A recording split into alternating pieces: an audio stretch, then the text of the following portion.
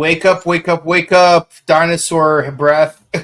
Because we got more dinosaurs. You thought we were going to stop at Paku Raptor and Gotcha? No, we're getting more dinosaurs in the entire superhero time week.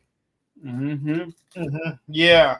And yeah, I'm Mike. That's Jared, who's eating what I assume is ice cream. And we are here today to discuss Bakuage Sentai Boonboomger, episode 15, Lock and Key. And I have to say, I was half expecting a Padlock Hashirian with that kind of title. No. They swerved us hard this episode. Yeah. How dare you give me the feels this episode? Yeah, it's the obligatory friendly kaijin episode, and whenever there's a friendly kaijin episode, you know what's gonna happen. Shenanigans. And an Old Yellow reference. Oh yeah. Now this episode did not need to go so hard on the emotion as much as it did, even though it just took place within a span of 24 hours. Yep. Actually, yeah. Started off on a Sunday, ended off Monday evening. Mm-hmm. Yeah. Yep. In the span of 24 hours, you got me to care about a dinosaur pet and the emotions behind it with Joe and indeed. Oh man, I'm really sad. Yeah. So on this episode, Joe's just doing security work for a dinosaur exhibit, it was the Hashalians that were just like, "Ooh, dinos, let's go!" And then Joe just walking. It's like, "Oh, it's Sunday, I'm off today." Oh, come on, what are you guys doing? Because they try to pull another Team Rocket where they're wearing disguises. Mm-hmm. It's like we are the new excavators. Yeah, we're here to transport this Tyrant fossil. Yeah, no, I don't know how the hell they got past security with that disguise. Mm-hmm. But that it sucks. What's really funny is that when they're facing away from you, it's like no flags are raised. But the moment they turn around and you see their Hashirian faces, all of a sudden the alarms go off. I'm like, really? You don't see those exhaust fumes making James's hair? Or that giant white bob that Jesse has? Apparently not. Apparently, they're such a master of disguise that you just see it from behind. You're like, "Oh, no, it's whatever. It's just a regular person." Bah! Surprise, mofos! Yep. Like, come on now. And they just run off with a dinosaur femur? I don't know. Actually, no, they didn't even run off with it. They just turned it into a Hashalian right then and there. And he's just like, "Yeah, no, I don't want none of this. I'm out." He's just a scared little pet. But Joe comes in and notices, Joe comes in, he notices that, he just ran off. Yeah. The rest of the team show up as well. Well, not the rest of the team. Genba, where the hell is he the entire time? What is he doing? It's like, why? How is he always conveniently where he needs to be? For real, he ain't there when it's needed. But somehow, he can't bring a trampoline and a mirror to a fight in time. He got it like that, I guess. But the team are just they're ready to scrap. But then, Hashali just runs away, and they're all just like, "Huh? What? Yeah. We gotta stop this thing before people get hurt." Everybody's just doing their thing. Mira, she goes to a little girl like, "Hey, have you seen a dinosaur?" The child's like, "That way." And she's like, "Okay, cool. Never mind. Just a damn peacock." Which, looking at a peacock, it's not off. Yeah, Peacock is a close relative to the Archaeopteryx, so she's not technically wrong, but you know what's funny is that certain parts of this episode remind me of the book version of Jurassic Park, where it's like, yeah, you know, Alan Grant actually likes kids in the book because he loves like that sense of wonder they have when they're in a museum. I'm Mm. like, I'm having an Alan Grant moment here. The book version. Yeah, no, this. So, while Mira's like everybody's having trouble finding this Husharian, Joe finds it just hiding. He's just hiding. He's like, nah, man, I don't want to fight. I'm just a pet. He's Scooby Doo. Yeah. He's Scooby Doo. Yeah, or Seymour from Power Rangers in Space. Yeah. So. And then it occurs to me, Power Rangers in Space has not one but two friendly kaijin in one season. That's crazy. Like people are like, oh yeah, PRIS is the most dramatic season because you got Dark Spectre and Astronema and Zordon dies at the end. I'm like, yeah, but you have two episodes that feature friendly kaiji. Yeah. Not one, but two. There are lighthearted moments even in the darkest of seasons. So yeah, give your balls tough. Yeah, and I hate how like you're like, oh yeah, no, like when people, man, I hate like Power Ranger seasons after Mighty Morphin because they don't take it as serious because they're not as serious as Mighty Morphin was. I'm like, excuse me, have you not watched High Five? Have you not watched High Five where freaking Jason, Zach, and Kim turn into a giant freaking sprinkler? Or I refer you to season 2, where the Rocky Pachinko Machine episode. But see, the thing is, with the Rocky Pachinko Machine thing, it was a haunted Pachinko machine. You know, like so, like of course, Rocky's gonna be obsessed with it. I mean, there was an episode in season 3 where Tommy eats a bad pita that forces him to constantly eat junk food. So, like, I can't hate on Rocky for the Pachinko machine. But like, there's no excuse but there's no excuse for High Five because when that scene from Sidekicks where Chuck Norris, the main character, like lock arms and then try doing a series of round kicks in a circle seem more credible than your choreography, I'm sorry, but you're silly as heck. And there's nothing wrong with it. So just acknowledge it. Like, there are times Mighty Morphin got serious. We're not going to dismiss that. Oh, yeah. Like when the Megazord got overbooked. Power Rangers is in a bit of a mess in and of itself, so I'd rather not get into that. Sentai is just as silly as Power Rangers, but knows when to have their dramatic moments, and it hits where it needs to hit. Power Rangers did know how to do that, but it lost the way. It lost its way, but that's neither here nor there right now. Yeah. No, so like Joe finds a Hush alien, and he's like, all right, I guess I'm gonna have to take care of this thing. And then Gemba, out of the mother effing blue, is like, what? I got a key for you for a warehouse to store them. Why do you have a warehouse? What do you do in this warehouse, my guy? Do you bring girls to this warehouse? If so, like, yo, my guy, I'm gonna need that key. Just saying. Or, well, I don't want to judge. We're in 2024. It is Pride Month. You bring girls over there? You bring guys over there? You bring both over there? What kind of freaky party you got over there, Gemba? Yeah. Yeah, well, you know, Joe needs to bring a skeleton to Gemba's closet, so. I don't know that. I ain't into that kind of freak off, but okay. That's like his use again. Gemba being one of the best characters, useful when needs to be, just like, bam. Got a place for you to hide this thing. But even then, Genba lets the team know, and they're just like, I just love Ty as a leader because he's like, he ain't mad. He's just like, he's concerned because obviously, this is a Hush alien. Yeah, we got to think about the people. But he's like, trusts Joe's judgment. He's like, look, It's like, okay, if he goes overnight, like if he could spend the entire night and not cause any trouble, we'll trust you. Yeah, that's right. We're ripping off an episode of Ultraman Tiga.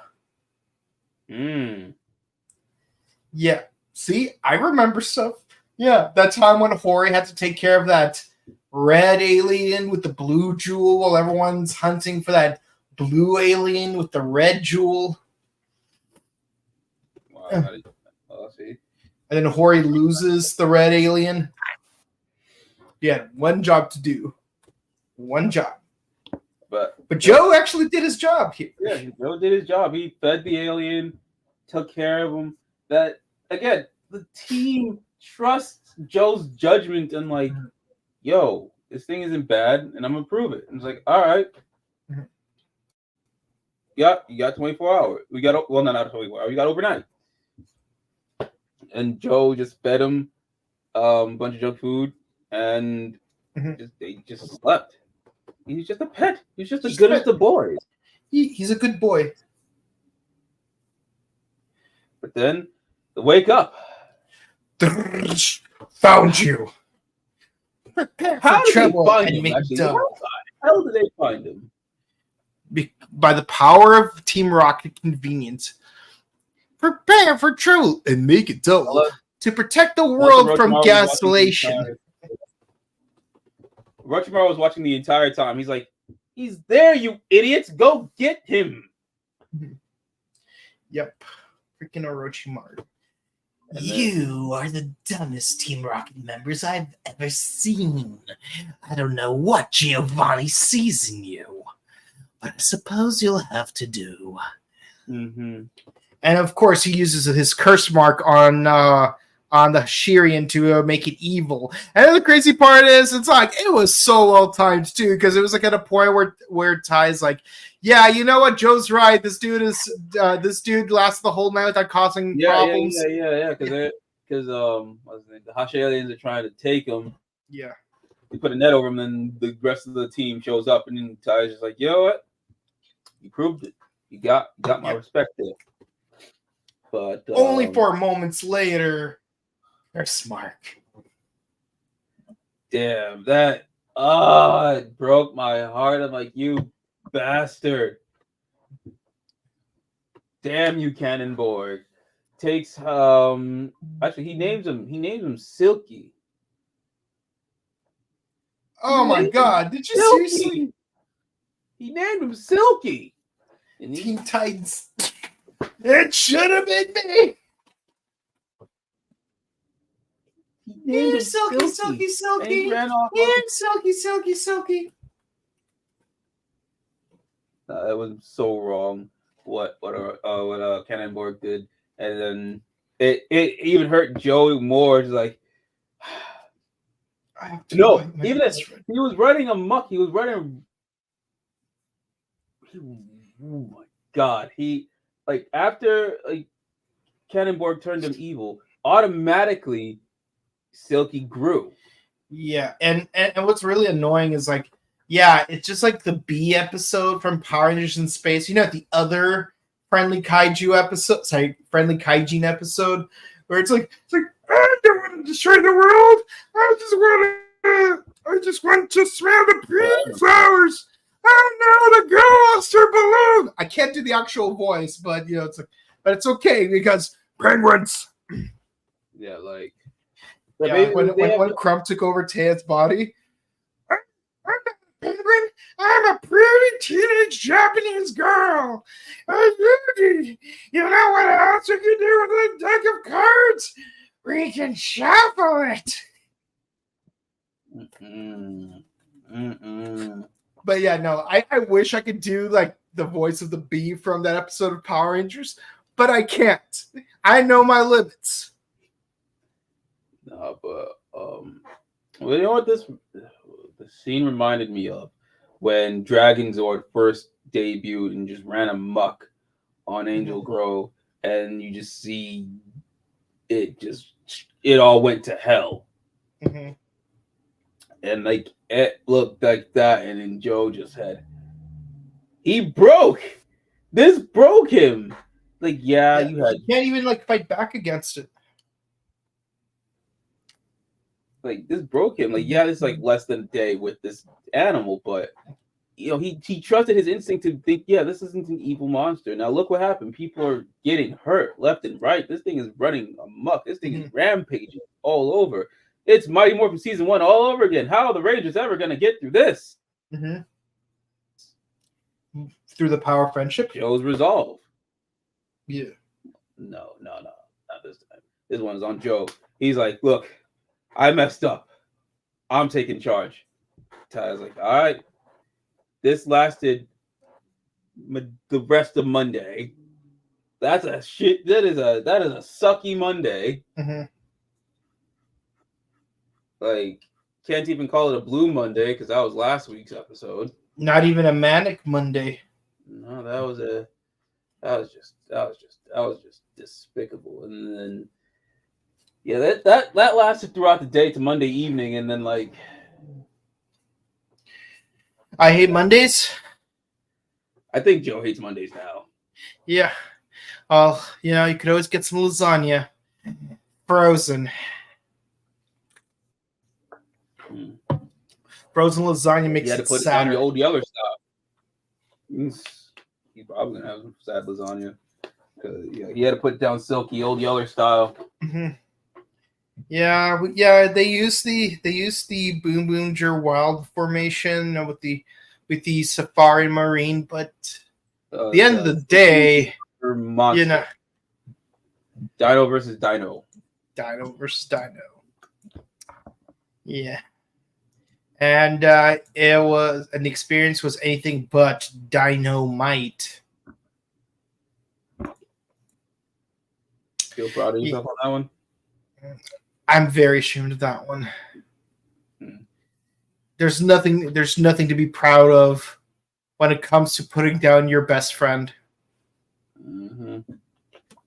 Oh, it hurt, but it had to be done, and now the bone is back in the exhibit just in time because by Sunday when Bone Violet debuts, that's when the exhibit starts, and it will last till I think that's an actual exhibit that is happening from June to August. So I mean, if that is the case, that is a good collaboration. Yeah, it's a good tie-in.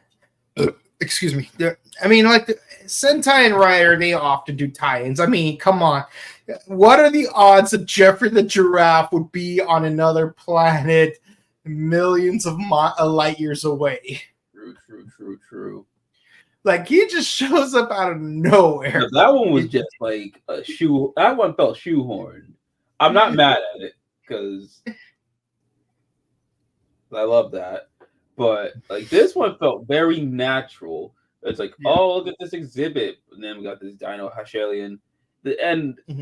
Like the costume work on the Hashalian might be my favorite so far. Which reminds me, I wonder how long the Star Wars exhibit at the Reagan Library is lasting. Because there is a Star Wars exhibit there right now. So I want to know how long I have until it's over so I don't miss out on it. Because I like Star Wars. Go to it. Go to it. But yeah.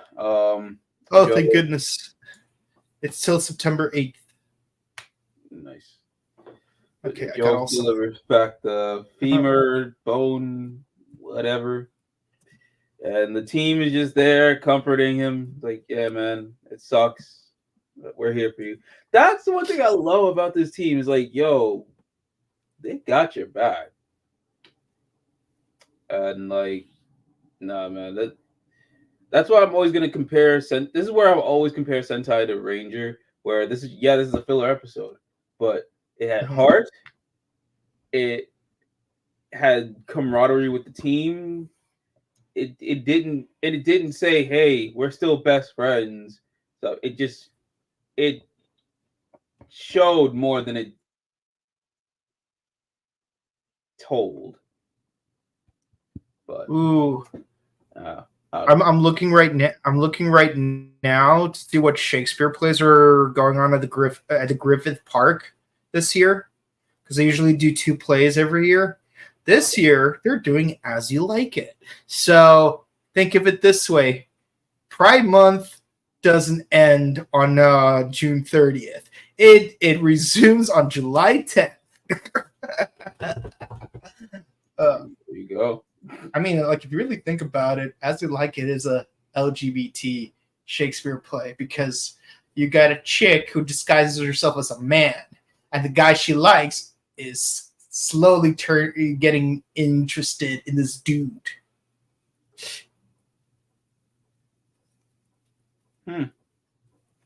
Oh, so yeah, the Amanda Bynes movie is based off a Shakespearean play. Oh, that's a different Shakespeare play. It's Twelfth Night.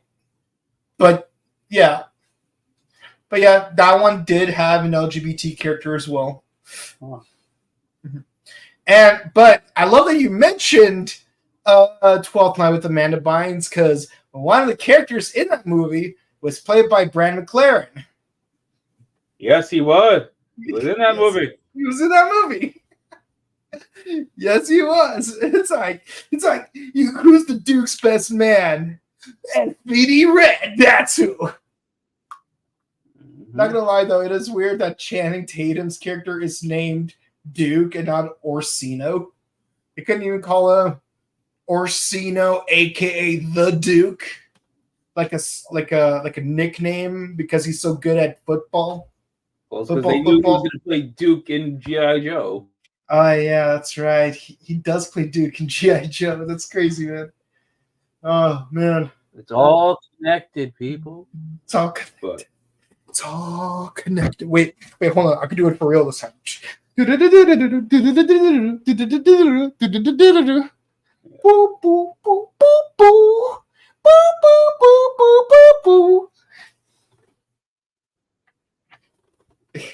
Yeah, so Boonboomger episode 15 is in the books, and now next week we get Boon Violet. Oh my god! Before we break this episode, who is hyped for Boon Violet? I know I am. Just that trailer alone had me.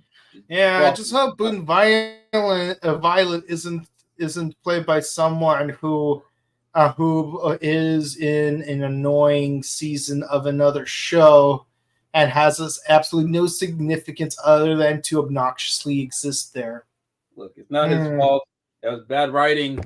They wasted a potential, but hey, they'll get better chances here. Already fighting Taya. Apparently they're rivals. I love it. I'm ready for it. This episode I'm giving it 10 just because this had no right to have as much feels as it did again. Yeah. Yep. 10 out of 10 episode. Yeah, for me, it's more of a 9 for me. Don't get me wrong, pulls on my heartstrings, and I do like it's a Joe focus episode because I do like Joe, but it just feels so fillerish for like no reason. It just feels really fillerish because like at this point it's like we're just waiting. We're just waiting for Boon Violet to show up.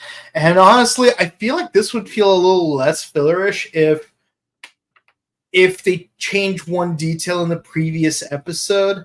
Have the previous episode be just Boon Boon Marine for the Megazord without Safari, and then have this episode have them both together. I feel like if they did that, this episode would feel slightly less fillerish. But that's just me, you know. I get what you mean. No, yeah. I get that. But I think they didn't want to debut the new mech so close to when Boon Violet was coming. Yeah, no, I get that, but I get that. But the thing is, it's like there's like appropriate filler, and then there's like inappropriate filler. It feels like this episode just doesn't deserve to be a filler episode, but it's just written out to be a filler for the sake of being filler rather than being a filler that like enhances. Also, like think of it this way. Like freaking Marine rejected Ishiro like at the end of the previous episode. So like, what if like part of the point of the episode is to have Marine accept Joe instead? Because that way Safari likes the Orange Ranger, Marine likes the Black Ranger, so you have the two auxiliary Rangers get their own additional Zord that way. Mm-hmm. That's what you mean. Yeah. Otherwise, you know, like have Mira be more involved in the Boon Safari episode, but there'll be no point in that because it was perfect as is. Yeah, no, what they did with Safari was good.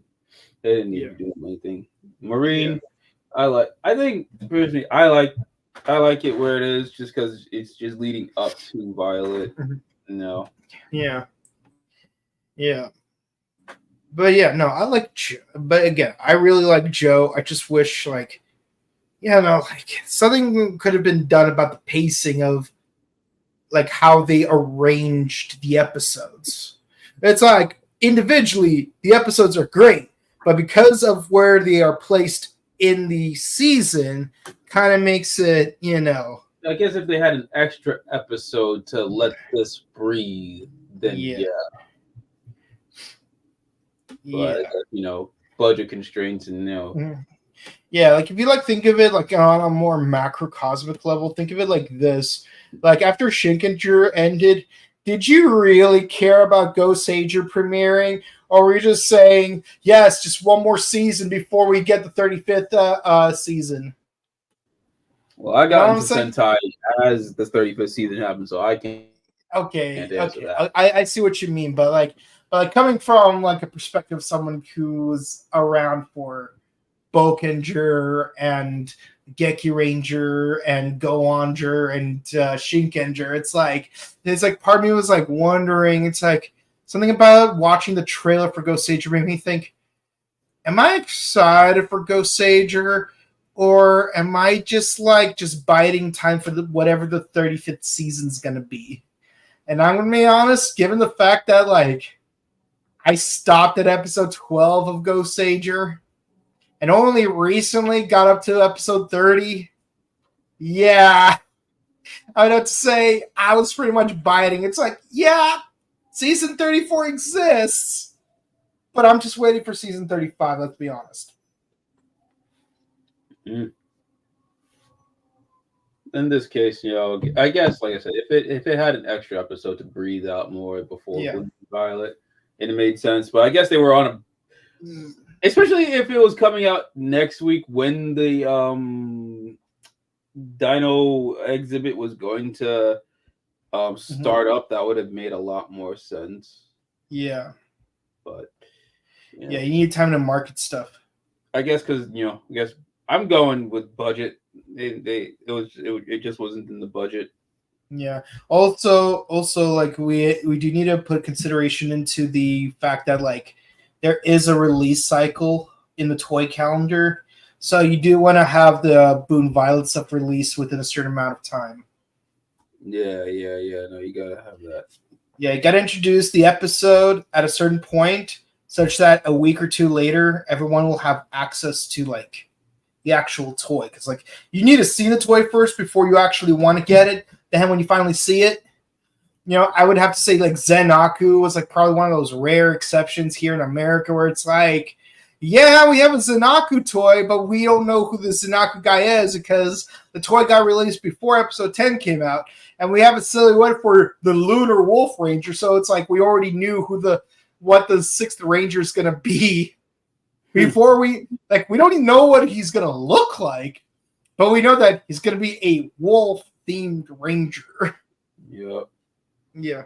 Oh, same with Doggy Kruger. It's like we know that there's going to be a character named Doggy Kruger before episode 1 even aired, because here in America, at least back in the day, they would release the toys well before the season would come out.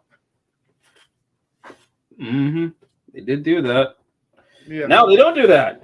Thanks. Now it's the opposite, because it's like freaking Cosmic Fury's been over for months now, and we still only have like Demon Kano from season 1 of Dino Fury. Well, let's just look at it this way. Hasbro never wanted Power Rangers. We know this now. It's okay. We're adults here. We can accept the fact that companies don't want certain IPs. Yeah, but at that point, it feels really terrible because it's like Hasbro still purchased it. Oh no! Regardless of what the circumstances were, the point is Hasbro still purchased Power Rangers. They could have done something great with it. And like, even though like on the TV side of things, yeah, like you could say you probably liked Beast Morphers, maybe you liked Dino Fury, maybe you like Cosmic Fury. You're welcome to your opinion. Maybe you didn't like those seasons or whatever. But that point aside, the fact of the matter is, you don't just get the IP for the TV show. You also get the IP for the toys. And you could have done something with the toys, and yet you didn't. Sure, we got the Lightning Collection, and they were released sporadically, which is not a good thing. Were the figures good? Sure. I have a lot of them. But we have a lot of incomplete teams. The entire line is now ended. And as far as the mainline toys go, did we even get the Lion Zord from Beast Morphers? And they did good at the beginning with the figures. I do have my Roxy and. Did we get the auxiliary Zords from Dino Fury? Like, yeah, like we got the main 5 Zords. We got Demon Volcano. We got the Plesio Thunder. We got the the Terra Ice. But the thing is, other than those 3 major Zords, did we get any of the other ones? The Dimension Raptors, the Punchy Packy. Like, do we get any of those? I just chalk it up to bad business. Mm-hmm. Bad business all around. Yeah, I feel like more could have been done, and yet it wasn't. Not breaking away from Toei, not leaving New Zealand, adapting more. Yeah, it's like yeah, like you could end your contract with Toei, but you have to do something with that contract termination. You can't just do like one half-witted season with generic looking costumes. And I'm sorry, those costumes still look generic, except for Javi's. The Black Ranger's the only one that actually looks cool, and only because his axe thing is a guitar. Get a guitar, get a guitar. Yeah, but like, I feel like they were done dirty. The IP was done dirty. The fans were done dirty. Power Rangers been done dirty since Disney bought it. Like, no, Disney didn't even want it either. But then they like, oh, we got Marvel now. We got Star Wars now. They don't care. Companies don't care. It is what it is. Yeah, but all things considered, at least Disney had the highest percentage in terms of good seasons versus bad seasons. Oh, they left that thing on neutral. They're just like, all right, we'll just... No. Like, as far as percentage goes, yeah, the Disney era had the best era. Like, even in the original Saban era, like, I love Zeo, I love In Space, I love Lost Galaxy, Lightspeed, Time Force, Wild Force. But the thing is, look me straight in the eye and tell me that there wasn't at least one original Saban season that you did not care for.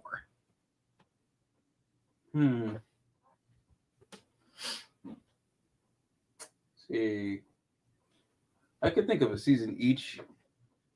I guess Turbo, but even then, I was a kid. That's nostalgic to me.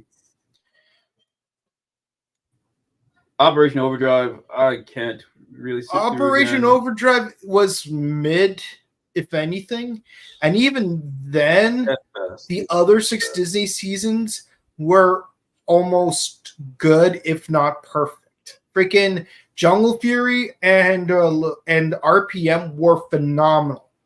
Then there's Dino Thunder. Then there's a Ninja Storm. Then SPD, and then there's Mystic Force. Yeah, Operation Overdrive is the weakest out of those 7 seasons, but was it really that bad? Like that bad? Because honestly, because like even as a Bokunger fan who's not a fan of Overdrive, I can still say it did one or two things better than Bokunger did. I'll watch Overdrive anytime before I'll watch Neo Saban again. Oh yeah, definitely. Say. Even like a lot of the Neo Saban actors hate Neo Saban, and that's saying something. It's not like okay. Look, either way, like I said, Power Rangers has been done dirty forever, unfortunately, and luckily we still have Sentai, we have Rider, we have Ultraman, we have Tokusatsu that's good. Hell, Godzilla -1 is on Netflix now. You get to see Gokai Blue up in that film. Yep. Yeah. So this episode, 9 out of 10. Let me know what you guys think. Okay. Triple XCC says, come for the Jaws 19 reference, stay for the Back to the Future reference. Yeah. I'm trying to figure out what the Back to the Future reference was, though. No, it's right. No, I know. Hold on. No, wait. Back to the Future. Oh, wait. Yeah. Wait. Jaws 19 was the Back to the Future reference. Hold on. I think Triple XYZ must have messed up on something. Were you thinking about Jurassic Park, maybe? Yeah, it's like come for Jurassic Park reference, stay for the Back to the Future reference. Yeah, because like Jaws 19 is Back to the Future, and I get what you're saying. It's like that T-Rex at the beginning of the episode. Yeah, I get it because like it looks like it's about to eat your face, but still, it's like, yeah, I think you messed up there or something. Imagine if Boonboomger took a cue from Dino Thunder and an evil Dino Bone caused Mira to heel turn. I'll be right back. I actually like this idea. Can you imagine an evil version of Mira? Yep. Jared approves. All right. Oh no, Kabuto's getting sentimental. Yeah, I kind of was. Old Yeller's my favorite movie. It isn't, but it is Jon Stewart's favorite movie, and I do like Jon Stewart. He's my favorite Green Lantern, so yeah. Tell Ma to let Old Yeller out. Cough, cough. Oh, snap. That's a Mask reference. Tell Tiny Tina there won't be any help this Christmas. Tell Ma to let Old Yeller out. Tell Scarlet, I do give a damn. And then he wins an award. You like me. You're really like me. Wow. Oh man, that movie was. I always thought that Dorian was Tommy because he had the ponytail and earring. I'm like, is that Tommy? No. Yeah, no. Orlando and Eddie were like really fun villains. I wish they had more lines and screen time. Well, one of them actually did. Yeah. I still can't believe I actually remember the names of some of the villains from that movie. Yeah. And actually, funny thing is that July 29th will be the 30th anniversary of its release date. So the Mask was born the same day.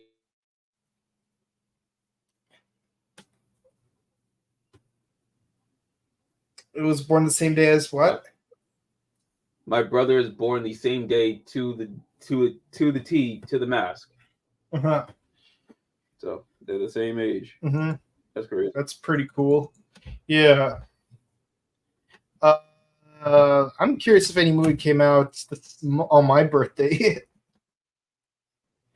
I think that was. Let's see. It was probably the week of. It's It's probably the week of, but like I think I know that Basic Instinct and Beethoven and White Man Can Jump were definitely like in the box office at the time. Oh, Wayne's World was there in that time period. When did that movie come out? Either way, Wayne's World, party time, excellent. But yeah, that's it for the comments, guys. Thank you guys so much for watching.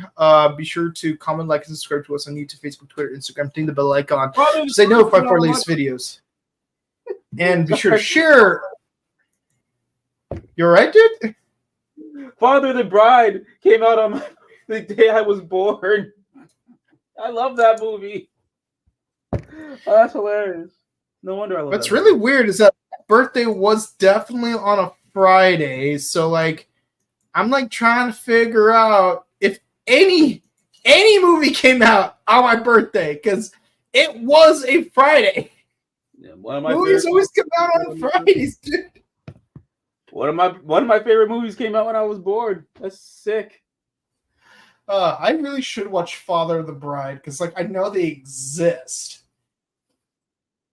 But sometimes I have this weird thing where like when I was younger, I would mistake Father of the Bride with The Godfather, where it's like, oh yeah, Steve Martin plays a mobster who has to give his daughter away for her wedding. Which actually would be an interesting idea for a movie. Steve Martin as the head of a mafia giving away his daughter. That would be hilarious. You could even call it Godfather of the Bride. Ooh, that sounds like a good mad parody. Yeah. All right. So yeah, share videos because it helps out the algorithms. We do Ultraman Rube on Mondays, Kamen Rider Gotcha on Wednesdays, Bakuage Sentai Boonboomger on Thursdays, and on Fridays we are doing Kamen Rider Fies. Yeah, that's right. This Sunday, be sure to open your eyes to our first Fies discussion. Also, check out our sister channel, The Buttery Show. We do movie reviews, video game news, etc. We did Shrek month. We've done Crow month. We've done Naked Gun month. And speaking of the Crow, we just uploaded the 30th anniversary screening vlog for the Crow. So check that out. And coming soon, a very, very obscure theme for the next 4 movies we're going to be discussing. I already have the thumbnails for those movies. I already made those. Now I just need Leo to just watch those 4 movies. And we hope you guys figure out what those 4 movies are so you can watch them with us and then participate in our discussion right there on The Buttery Show. And if you want to check out our personal content, you could find this guy on where is it? There it is. Check me out over here on 100 Gate. Just came from there to here, and I'll be back there again this weekend for the debut of Boon Violet. Let's get it. Awesome. And you can find me on Instagram at Boken_Kabuto and twitch.tv/BokenKabuto. And by the way, for anyone that was at Robo Toy Fest, if you got a chance to say hi to me, I'm happy to have met you. And if you've missed me, I'm really sorry that you did. I will, Jared and I will be there for a Power Morphicon in August. But if you want to check out a Power Rangers convention that is a little bit sooner, on the weekend of the 21st of June, there is Ranger Stop and Pop in Atlanta, Georgia. There's the cast of Power Rangers. I think there's like over 30 Power Rangers cast members. There's going to be Ninja Turtles. Even Kel from Keenan Kells is going to be there. So you don't want to miss that. And with that said, guys, Stay safe, stay hydrated, update emergency kids, hug your loved ones. We'll see you all next time. Goodbye.